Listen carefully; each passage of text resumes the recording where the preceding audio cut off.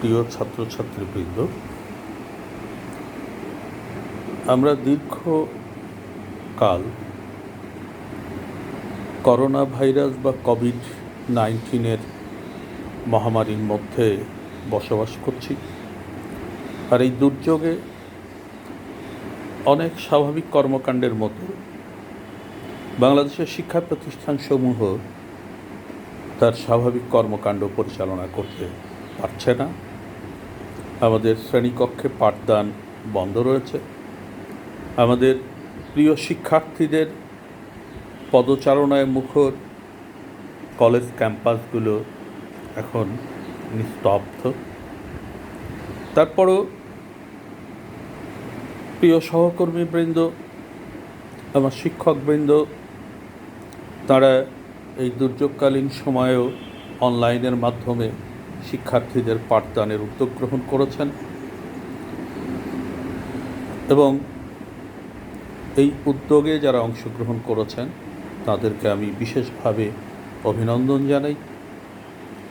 আবার শিক্ষার্থী যারা এখন গৃহে অবস্থান করছেন তাদের কাছে প্রথমে অনুরোধ করতে চাই, এই দুর্যোগকালীন সময়ে এই দুর্যোগ মোকাবেলার জন্যে যথাযথ স্বাস্থ্যবিধি মেনে চলা যেমন আমাদের জন্য খুবই প্রয়োজন। অনুরূপভাবে আমাদের আশেপাশে যারা অসহায় দুস্থ মানুষ রয়েছেন, আমাদের সামর্থ্য অনুযায়ী তাদের সহায়তা করাও আমাদের কর্তব্য। আমার বিশ্বাস আমার প্রিয় ছাত্রছাত্রীরা তাদের সাধ্য অনুযায়ী এই দুটি কাজই করে চলছেন। সকলের সুস্বাস্থ্য এবং সকলে নিরাপদ থাকুন এই আহ্বান জানাতে চাই, এই কামনা করি। এবং পাশাপাশি আজকে আমি দর্শনের একজন ছাত্র হিসাবে আমার যে সকল শিক্ষার্থী দর্শন বিভাগে সম্মান শ্রেণীতে পাঠরত রয়েছেন তাদের উদ্দেশ্যে তাদের পাঠ্য তালিকার অন্তর্ভুক্ত পাশ্চাত্য দর্শনের ইতিহাস থেকে কিছু আলোচনা করতে চাই। আমরা যারা দর্শনের ছাত্রছাত্রী, যদিও আমরা প্রাচ্যের মানুষ, তথাপি আমাদের পাঠ্যসূচিতে এখনও প্রধানত পাশ্চাত্য দর্শন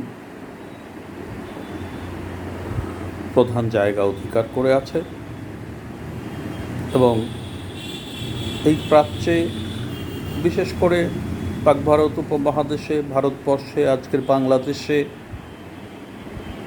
অত্যন্ত গুরুত্বপূর্ণ দর্শন চিন্তার উন্মেষ ঘটেছিল, এ কথা আজকে প্রায় সকলেই স্বীকার করেন। কিন্তু তারপরেও আমাদের পাঠ্যসূচিতে এখনও দর্শন আলোচনা বলতে প্রধানত পাশ্চাত্য দর্শনকেই বোঝানো হয়ে থাকে। এ কারণে দর্শনের শিক্ষার্থীদের দর্শন আলোচনায় আত্মনিয়োগ করতে গেলে পাশ্চাত্য দর্শনের যে ইতিহাস সেই সম্পর্কে মোটামুটি একটি ধারণা থাকা প্রয়োজন। মূলত দর্শনের ইতিহাস কথাটি যখন আমরা বলি তখন আমরা সাধারণভাবে যা বোঝাতে চাই সেটি হলো বিভিন্ন সময়ে যে সকল দার্শনিক চিন্তার উন্মেষ ঘটেছে সেই দার্শনিক চিন্তাসমূহের বিকাশ, তাদের পারস্পরিক দ্বন্দ্ব, সমন্বয় এবং তুলনামূলক আলোচনা, বিভিন্ন দার্শনিক গোষ্ঠী যে মতবাদসমূহ বা থিওরিসমূহ বা প্রত্যয়সমূহ, ধারণাসমূহ মানুষের চিন্তায় নিয়ে এসেছেন সেই সম্বন্ধে একটা মোটামুটি ধারণা লাভ করা। ইতিহাস বিষয়টি অত্যন্ত জটিল এবং জীবন্ত একটি প্রক্রিয়া। এটি একটি চলমান প্রক্রিয়া এবং ইতিহাসকে প্রতিনিয়ত পুনরাবিষ্কার, পুনর্পাঠ এবং পুনর্বিশ্লেষণের মাধ্যমে তাকে জীবনের জন্যে, জ্ঞানের জন্যে এবং বিকাশের জন্যে একটি প্রয়োজনীয় প্ল্যাটফর্ম হিসাবে ব্যবহার উপযোগী করে তুলতে হয়। তাই বিভিন্ন দর্শন চিন্তাবিদেরা সুপ্রাচীন কাল থেকে দর্শনের ইতিহাস নিয়ে আলোচনা করে এসেছে। আমরা যারা দর্শনের ছাত্রছাত্রী, আমরা জানি যে দর্শনের ইতিহাসের যারা গুরুত্বপূর্ণ ব্যক্তিত্ব রয়েছেন তাদের দর্শন সম্পর্কিত আলোচনাকে ইতিহাসে সন্নিবেশিত করার ক্ষেত্রে যে সমস্ত দার্শনিক এবং ঐতিহাসিকেরা কাজ করেছেন তার মধ্যে হার্ডম্যান, শোয়েগলার, কপলস্টোন, বার্নেট,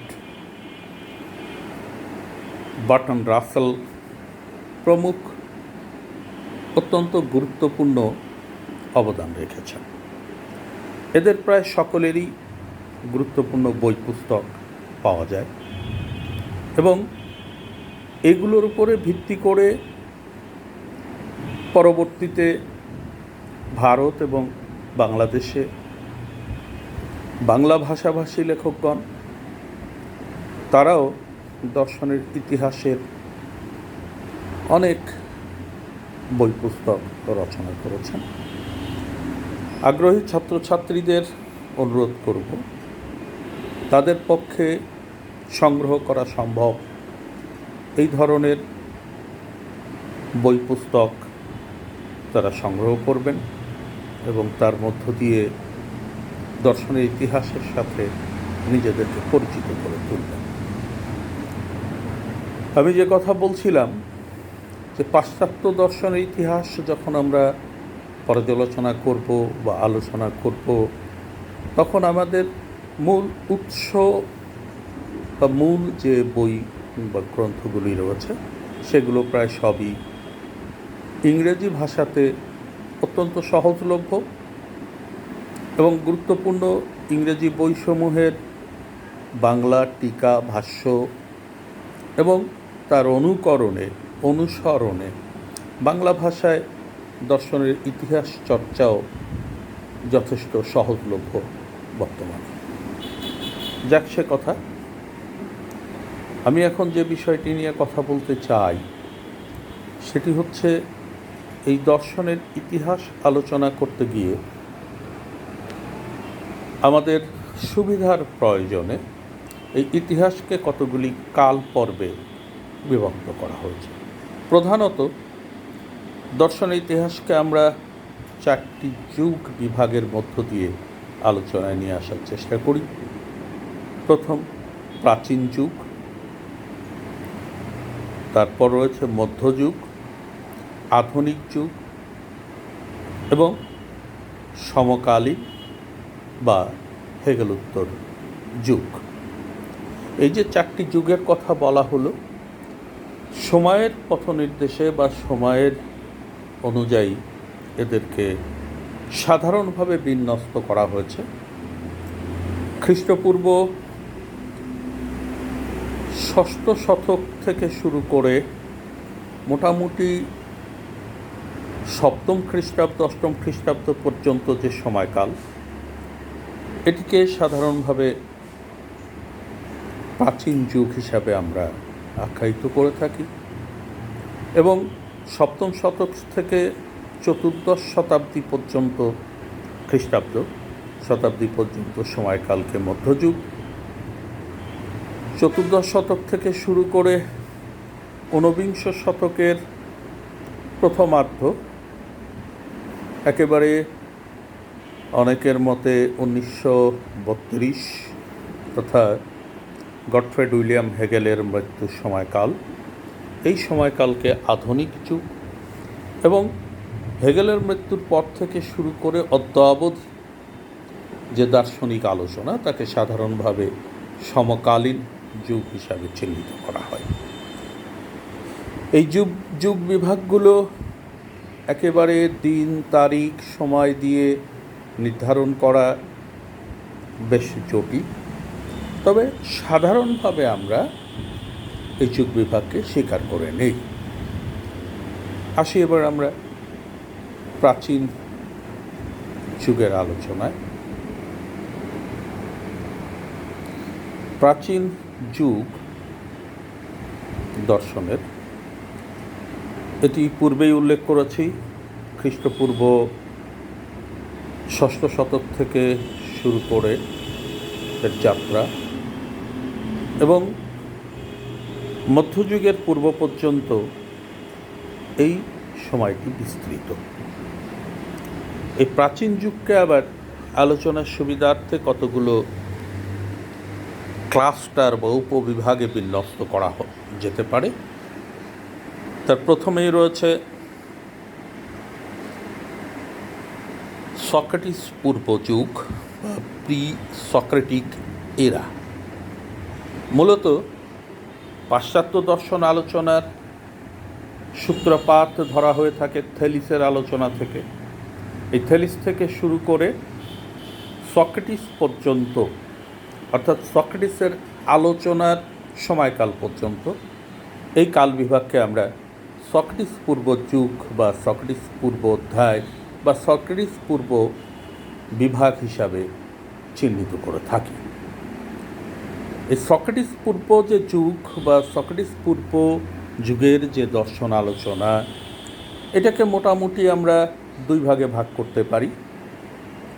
একটিকে আমরা বলি সফিস্ট পূর্ব যুগ এবং আরেকটি হলো সফিস্ট যুগ। মূলত থেলিস থেকে শুরু করে সফিস্ট চিন্তাবিদদের আবির্ভাবের মধ্যবর্তী যে সময়কাল, এটিকে আমরা বলে থাকি সফিস্ট পূর্ব যুগ।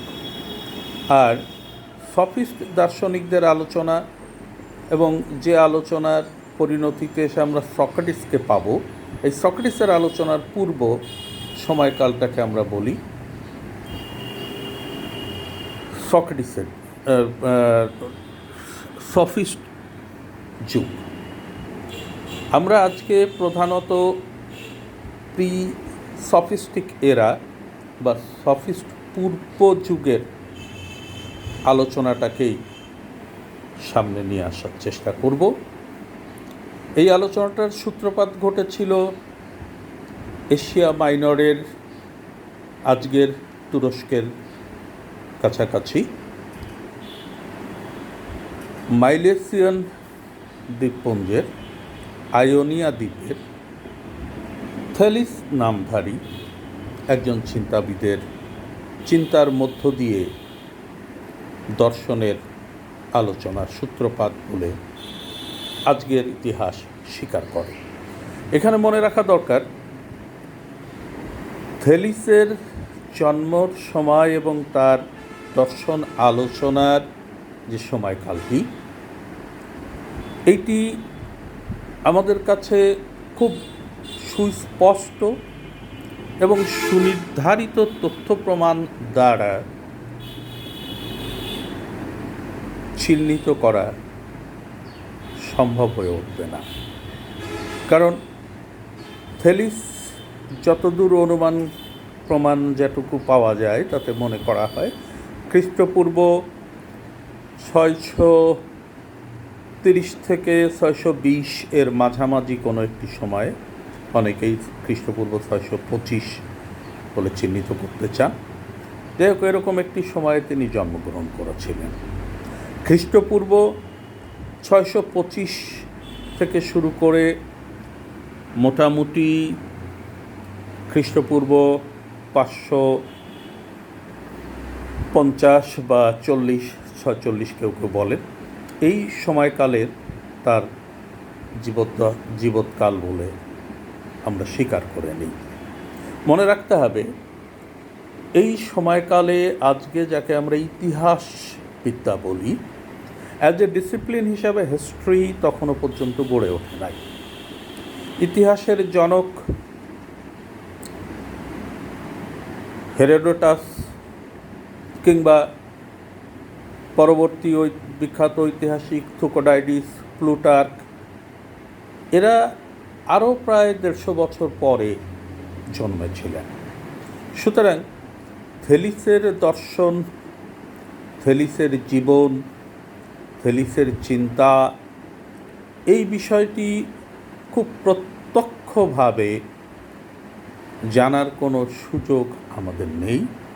তবে অনুমান, প্রমাণ, দর্শনের ঐতিহাসিক যারা, তাদের নানা ধরনের ব্যাখ্যা, বিশ্লেষণ, পরোক্ষ আলোচনা, তথ্য প্রমাণের মধ্য দিয়ে তারা মোটামুটি একটা জায়গা দাঁড় করানোর চেষ্টা করেছেন যে থেলিসই প্রথম ব্যক্তি যিনি আজকের বিশ্বে যাকে আমরা দর্শন বলি, অর্থাৎ রিফ্লেক্টিভ থিঙ্কিং, বিচারমূলক চিন্তার মধ্য দিয়ে কোনো কিছুকে ব্যাখ্যা করার উদ্যোগ, এই উদ্যোগটি গ্রহণ করেছিলেন। এ কারণেই পাশ্চাত্য দর্শন ইতিহাসবিদরা থেলিসকে পাশ্চাত্য দর্শনের জনক হিসাবে চিহ্নিত করে থাকেন। যে কথা বলছিলাম যে রিফ্লেক্টিভ থিঙ্কিং, বিচারমূলক চিন্তা, আসলে বিষয়টা ঠিক কী? কারণ থেলিসের পূর্বেও মানুষ ছিল, সভ্যতা ছিল, এবং তাদেরও জগৎ জীবন সম্পর্কে এক ধরনের ধ্যান ধারণা, এক ধরনের আলাপ আলোচনা তাদের মধ্যে ছিল বলেই আমরা মনে করি। কিন্তু সেই আলাপ আলোচনা বা ধ্যান ধারণাকে দর্শন না বলে আমরা থেলিসের আলোচনা থেকে দর্শনের সূত্রপাত কেন বলছি? কারণটি হলো, থেলিস পূর্বে যে ব্যাখ্যার বা আলোচনার বিষয়াদি আমরা দেখি, সেখানে আমরা দেখি হিউম্যান বিইং বা মানব জাতি তারা ব্যাখ্যাকর্তা নন।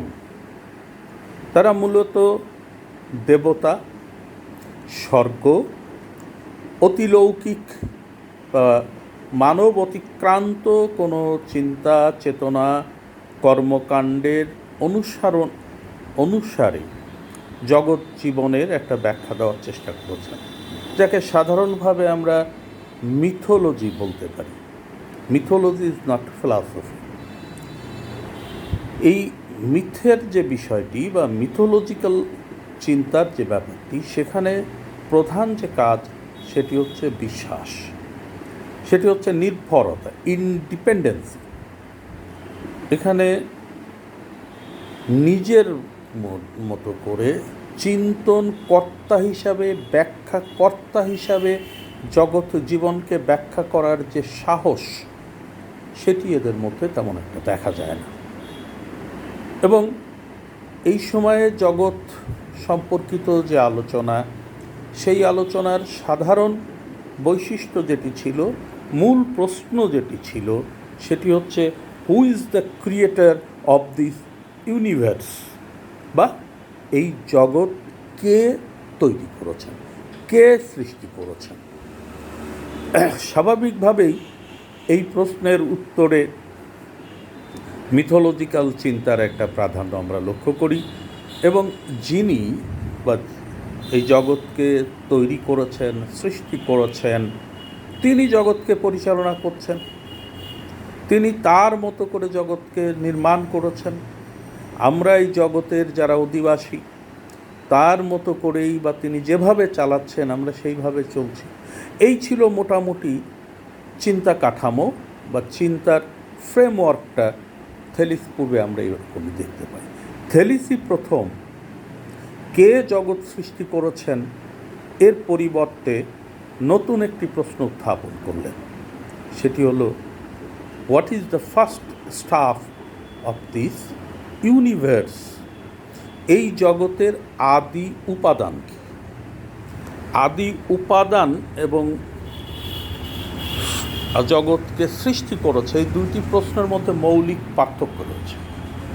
যখনই প্রশ্নটি হবে জগতের আদি উপাদান কি, তখনই সেই উপাদান থেকে জগৎ কিভাবে সৃষ্টি হলো তার একটি ব্যাখ্যা দেওয়ার প্রয়োজনীয়তা চলে আসে, এবং সেই ব্যাখ্যাটি উপাদান দিতে পারে না। সেই ব্যাখ্যাটি দেওয়ার দায় চলে আসে মানুষের উপর। অর্থাৎ মানুষের চিন্তার মধ্যে এক ধরনের রেসপন্সিবিলিটি, এক ধরনের দায়িত্ব, এক ধরনের নিজের উপরে কনফিডেন্স, নিজের উপরে এক ধরনের আত্মবিশ্বাসের জায়গা তৈরি হতে হয়। আমরা সরলভাবে যাকে বলি যে এই প্রশ্নটি থেকে যে চিন্তার উন্মেষ ঘটে সেই চিন্তার সাধারণ নাম রিফ্লেকটিভ থিঙ্কিং, বিচারমূলক চিন্তা। এই বিচারমূলক চিন্তা বা রিফ্লেকটিভ থিঙ্কিং এটি হচ্ছে মূলত দর্শনের প্রধান এবং মূল, আমরা যদি এসেন্স কথাটি ব্যবহার করি বা আমরা যদি মূল জায়গাটির কথা বলি, সেই মূল দর্শনের মূল জায়গাটি হচ্ছে রিফ্লেকটিভ থিঙ্কিং বা বিচারমূলক চিন্তা। আর থেলিসের এই প্রশ্নটিকে কেন্দ্র করে পাশ্চাত্য দর্শনে প্রথমবারের মতো এই বিচারমূলক চিন্তার উন্মেষ ঘটেছে। এ কারণেই আমরা থেলিস থেকে দর্শনের সূত্রপাত হয়েছিল বলে ধরে নেওয়া হয়। আমি পূর্বেই বলেছি থেলিস আয়োনীয় দ্বীপের বাসিন্দা ছিলেন, একটা ছোট্ট দ্বীপ, এবং সেই দ্বীপে বসবাস করে তিনি তার মতো করে এই প্রশ্নটির উত্তর দেওয়ার চেষ্টা করেছিলেন, এবং সেই উত্তরটি ছিল পৃথিবীর আদি উপাদান জল বা পানি। এই জল বা পানি আদি উপাদান হিসাবে কতখানি গ্রহণযোগ্য, কতখানি গ্রহণযোগ্য নয়, কতখানি যুক্তিসঙ্গত, কতখানি যুক্তিসঙ্গত নয়, এ বিষয়ে ব্যাপক আলোচনা করা সম্ভব। এর পক্ষে বিপক্ষে নানা ধরনের যুক্তি, নানা ধরনের ব্যাখ্যা এটি উপস্থাপন করা যেতে পারে, এবং এটি কতখানি গ্রহণযোগ্যতার দিক থেকে কতখানি এর গুরুত্ব সেটি যা বিবেচনার বিষয় তো বটেই, কিন্তু উত্তরটি তিনি কী দিয়েছিলেন তার চেয়ে অনেক বড় ব্যাপারটি হচ্ছে তিনি যে প্রশ্নটি উত্থাপন করেছিলেন, এবং যে প্রশ্নটির প্রকৃতির মধ্য দিয়ে মানুষের চিন্তার ইতিহাসে একটি নতুন দিগন্ত উন্মোচিত হল। এবং পরবর্তীতে আমরা দেখব এই হাজার হাজার বছর ধরে মানুষের চিন্তা থেলিসের নির্দেশিত এই যে পথ রিফ্লেকটিভ থিঙ্কিং বা বিচারমূলক চিন্তার মধ্য দিয়ে জগৎ জীবন, পরবর্তীতে জগৎ জীবনের ঊর্ধ্বে যদি কিছু থেকে থাকে তার আলোচনা, জীবনের নানা দিক, তার নৈতিকতা, তার রাষ্ট্রনীতি, তার সমাজ, তার কর্মকাণ্ড ইত্যাদি ইত্যাদি ইত্যাদি বহুবিধ বিষয়ে এই চিন্তা ক্রমান্বয়ে প্রসারিত হয়েছে। হয়তো থেলিসের মধ্যে এর সব কিছু আমরাও পাব না, কিন্তু থেলিস যে উদ্যোগটি গ্রহণ করেছিলেন, যে বীজ মন্ত্রটি উচ্চারণ করেছিলেন, যে বীজ থেকে উদ্ভাসিত হয়েছিল রিফ্লেকটিভ থিঙ্কিং বা বিচারমূলক চিন্তা, এই জায়গাটিতে হচ্ছে আমরা পিন পয়েন্ট করতে চাই যে দর্শনের জন্মের মুহূর্তটি। থেলিসের এই আলোচনা তিনি কিভাবে জল থেকে জগৎ সৃষ্টি হয়েছে তার মতো করে একটা ব্যাখ্যা তিনি দাঁড় করানোর চেষ্টা করেছিলেন। জগতের স্বরূপ কী সে সম্বন্ধেও তিনি কিছু আলোচনা করেছিলেন বলে মনে করা হয়, এবং তার আরও দুইজন বন্ধু অনুসারী অ্যানাক্সিমেনিস এবং অ্যানাক্সিমেন্ডার, তারাও এই প্রশ্নটিকে কেন্দ্র করে তাদের আলোচনাকে সুবিন্যস্ত করার চেষ্টা করেছিলেন। যদিও থেলিসের যে উত্তর জল হচ্ছে আদি উপাদান, জগৎ সৃষ্টির মূল উপাদান হচ্ছে জল, সেই উত্তরের সাথে অ্যানাক্সিমেনিস বা অ্যানাক্সিমেন্ডার একমত পোষণ করেননি। কিন্তু প্রশ্নটি যেটি what is the first step of this universe, এই জগতের আদি মূল উপাদানটা কি, সত্তাটা কি, সে প্রশ্নের জায়গায় তারা কিন্তু থেলিসের অনুসারী ছিলেন। এইভাবে এই প্রশ্নকে কেন্দ্র করে জগতের আদি উপাদান কি সেই বিষয়টিকে ব্যাখ্যা দিতে গিয়ে যে দর্শনের উন্মেষ ঘটল, এই দর্শনের যারা কুশীলব অর্থাৎ থেলিস, অ্যানাক্সিমেনিস এবং অ্যানাক্সিমেন্ডার, এদেরকে সাধারণভাবে আমরা আয়োনীয় স্কুল বা আয়োনীয় দার্শনিক বা মাইলিসিয়ান স্কুল বা মাইলিসীয় দার্শনিক হিসাবে ইতিহাসে চিহ্নিত করে থাকি। এই মাইলিসীয় স্কুল অফ থট বা আয়োনিয়ান স্কুল অফ থট এটি হচ্ছে দর্শনের প্রথম চিন্তার স্কুল বা চিন্তার চিন্তক গোষ্ঠী, যারা জগৎকে ব্যাখ্যা দেওয়ার চেষ্টা করেছে। থেলিসের এই আলোচনা বা থেলিসের এই প্রশ্নের উত্তর, এর মধ্যে যে পটেনশিয়ালিটি ছিল, এর মধ্যে যে আমি আগেই বলেছি যে এই বীজ মন্ত্রটির মধ্যে যে মহিরুহ হয়ে ওঠার সম্ভাবনা ছিল, সেটি আয়োনীয় স্কুলের হাতেই শেষ পরিণতি লাভ করেছিল, এ কথা বলা হয়তো যাবে না। আয়োনীয় স্কুলের পরে আমরা দেখব আর একজন বিখ্যাত চিন্তাবিদ, পিথাগোরাস, যিনি থেলিসের চেয়ে একটু পরে জন্মেছিলেন এবং পিথাগোরাস এই প্রশ্নটিকে নতুনভাবে উপস্থাপন করার একটা চেষ্টা চালালেন।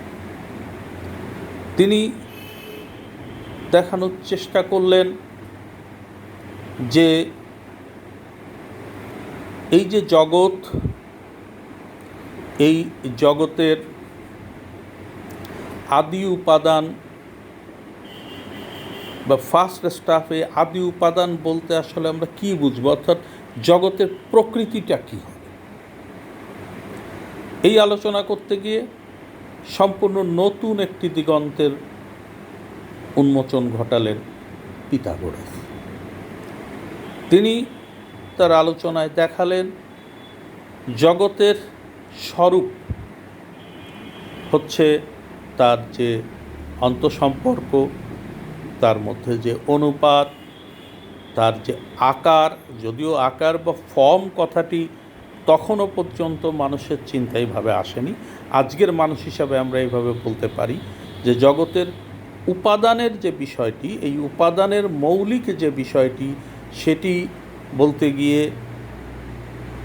পিথাগোরাস একটা নতুন কথা বললেন।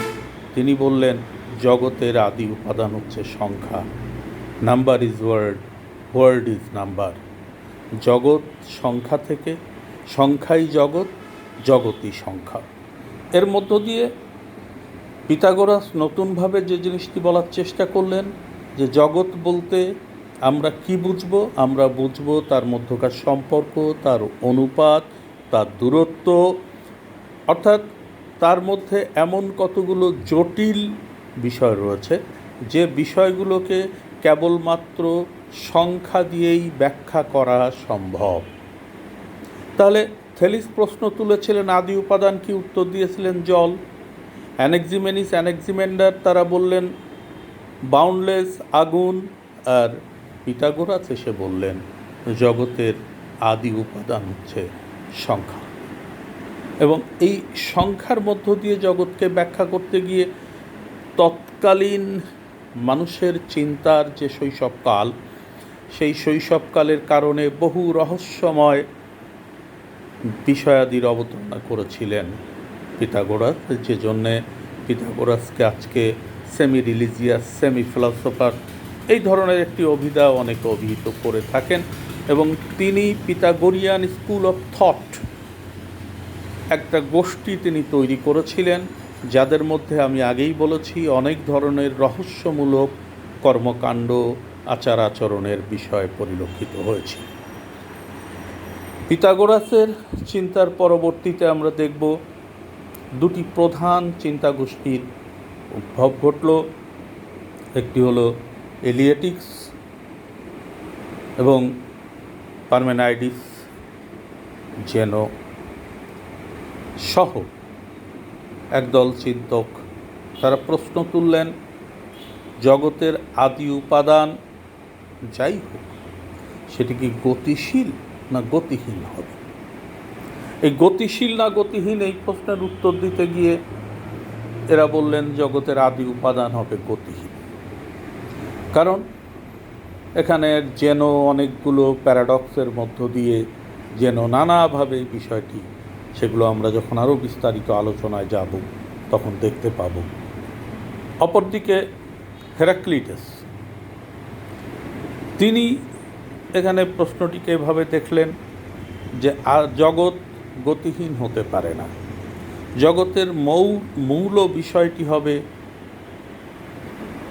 গতি, দ্বন্দ্ব, সংঘাত, এবং এই দ্বন্দ্ব সংঘাত ব্যতিরেকে কোনো কিছুর বিকাশ বা সৃষ্টি সম্ভব নয়।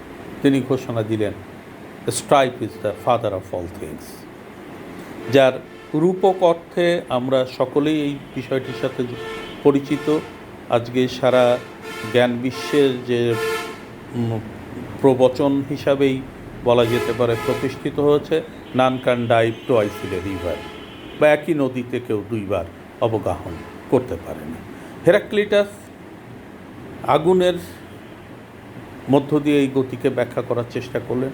যাই হোক, তাহলে আমরা এখানে এসে দেখলাম যে দর্শন ইতিহাসে একটা পর্যায়ে এসে আদি উপাদান গতিশীল না গতিহীন এ নিয়ে একটা বিতর্ক শুরু হলো, এবং এর দুই ধরনের ব্যাখ্যা আমরা পেলাম। এরপর প্রশ্ন উঠল, আদি উপাদান আকার হোক বা স্থির হোক, গতিশীল হোক, সেটি কি এক হবে না বহু হবে? এ নিয়েও আমরা দেখলাম দর্শনে নতুন নতুন চিন্তার উন্মেষ ঘটল। একদল দার্শনিক আদি উপাদান এক হিসাবে চিহ্নিত করার চেষ্টা করল, আর একদল দার্শনিক বহুত্ববাদকে দর্শনের কেন্দ্রেও প্রতিষ্ঠা করার চেষ্টা করল, এবং তারা বহু উপাদানের সমন্বয়ে এই জগতের সৃষ্টির বা জগতের উদ্ভবের একটা ব্যাখ্যা দেওয়ার চেষ্টা করল। যাই হোক, এই যে থেলিস থেকে শুরু করে যে প্রশ্নটি থেলিস, যে বীজমন্ত্রটি থেলিস উচ্চারণ করেছিলেন, আমরা দেখতে পাচ্ছি ক্রমান্বয়ে তার থেকে নানা ধরনের শাখা প্রশাখা বিকশিত হচ্ছে, এবং ধীরে ধীরে মানুষের চিন্তা, তার অগ্রগতি, জগতের ব্যাখ্যায় নতুন নতুন বিষয়ের উদ্ভব ঘটছে।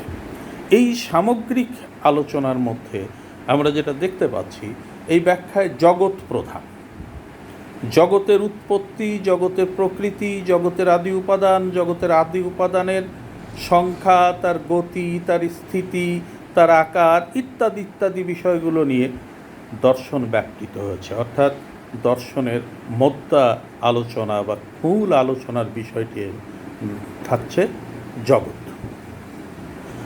যে কোন জগৎ? আমরা আজকের বিশ্বে যাকে বলি জড় জগৎ, আমরা যাকে বলি বস্তুগত জগৎ, এই বাস্তব জগতের ব্যাখ্যা দেওয়ার বিষয়টি দর্শনের প্রথম যুগের প্রথম পর্বের যে আলোচনা আমরা দেখতে পাচ্ছি, এই আলোচনার কেন্দ্রে রয়েছে। এখানে মানুষ, তার আচরণ, তার নৈতিকতা, তার দৈনন্দিন সম্পর্ক, এই বিষয়গুলো